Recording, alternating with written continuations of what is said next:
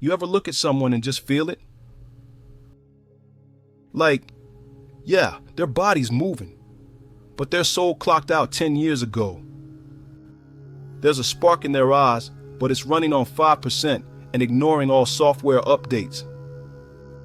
Let's be honest. Some folks didn't dramatically give up.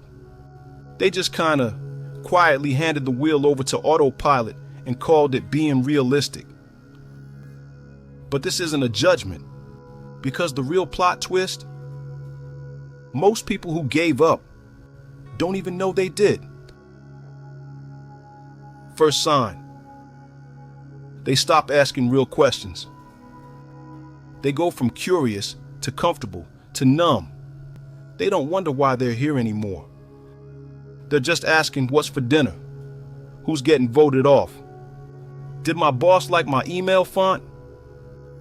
The soul's deeper compass got put in a drawer somewhere, and they forgot they even had one.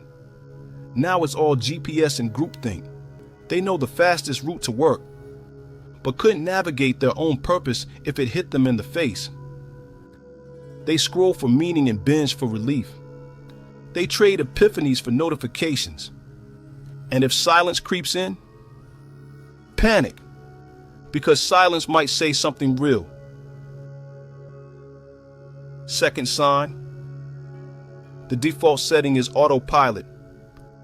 They don't hate life, but they don't love it either. It's that slow, flavorless fade, that microwave dinner version of existence. They laugh, but it don't reach the chest.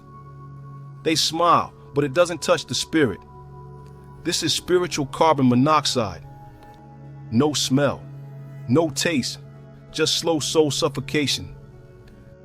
Dreams get postponed into oblivion. Joy gets scheduled for someday. They start calling survival a lifestyle.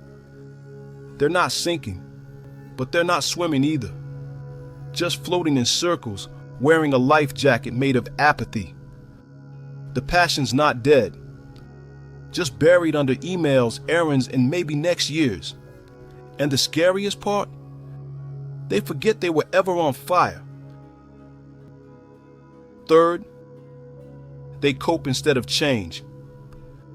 The binges get longer, the snacks get heavier, the vices get louder, the scrolls get deeper, and the dreams, they get shelved under someday, until the shelf collapses and no one even notices. Just dust and unopened potential, buried under Netflix recommendations and unopened emails. They call it adulthood, but really it's just emotional autopilot with better Wi-Fi. And the worst part, they think this is normal. Like happiness was only meant for weekends, holidays, and vacations. Fourth, they start identifying with the cage. They guard their suffering like it's the last slice of grandma's sweet potato pie. You don't understand.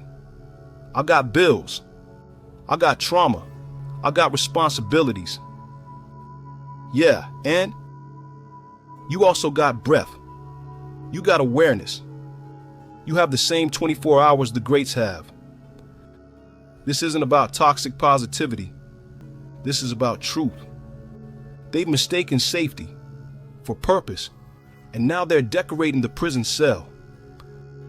Throw pillows of denial, LED lights of distraction, a vision board taped to a wall they never planned to climb.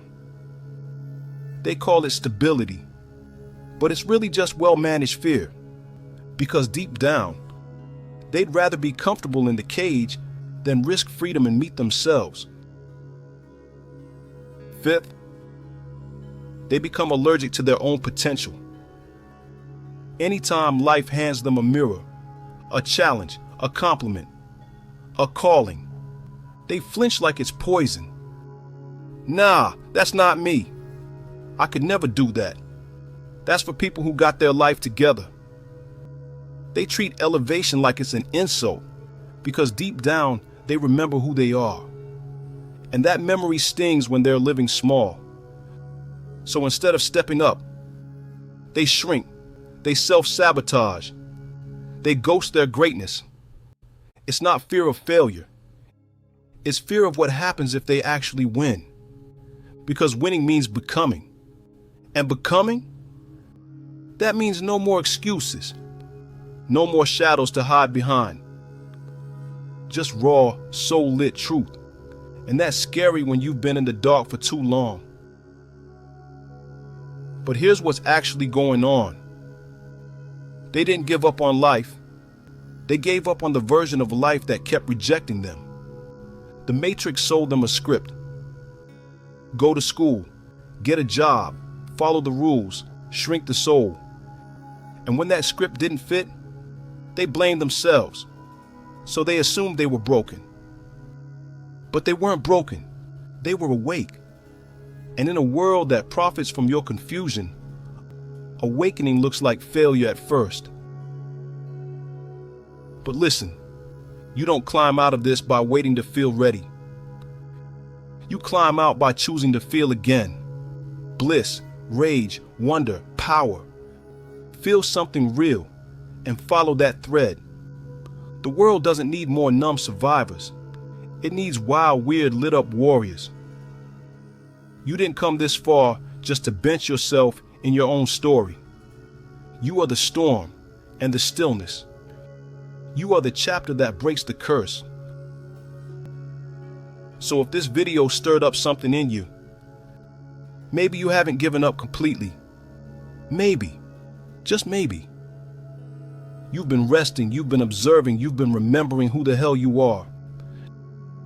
Now rise, not with hustle, but with honor. Your mission didn't cancel itself just because you hit snooze. Let's get back in the game, fully, because the soul came to live, not just exist. And you know this.